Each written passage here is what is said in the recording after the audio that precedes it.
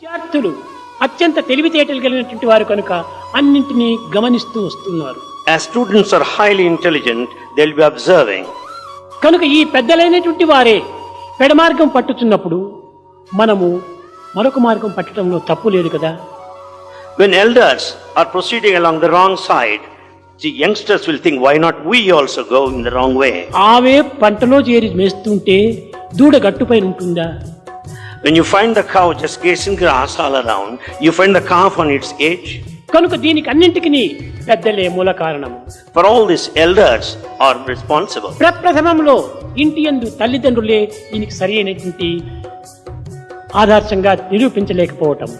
The first reason is the parents have not set a proper ideal.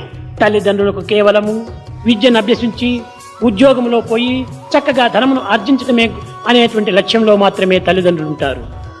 The parents have got in their main view that their ward should be educated. కుమారుడు have a high job. సద్గుణవంతుడు కావాలని, సదాచార సంపన్నుడు కావాలని, ఆదర్శ పుత్రుడుగా నిర్మించాలని అనేటువంటిది ఏమాత్రం కూడా తల్లిదండ్రులు ఈనాడు లేకపోతుండాలి.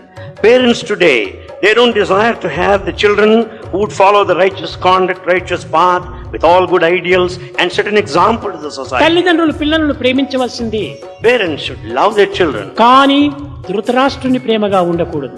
but not the love of Dhritarashtra. పిల్లలు ఏమి చేసినప్పటికీ దానిని సమర్థించుకుంటూ పోకూడదు తల్లిదండ్రులు. The parents should not support all the actions of their children. తప్పుకుదైన శిక్ష, ఒప్పుకుదైన ఫలితమును అందిస్తూ రావాలి. They should punish when they commit a mistake and appreciate. ఈ విధమైనటువంటి గృహములో శిక్షణ అందించినప్పుడే సమాజంలో కూడా విద్యార్థులు ఆదర్శవంతమైన విద్యార్థులుగా రూపొందుతారు. When such a training is given at home, they will be ideal citizens. ఈనాటి విద్యార్థులు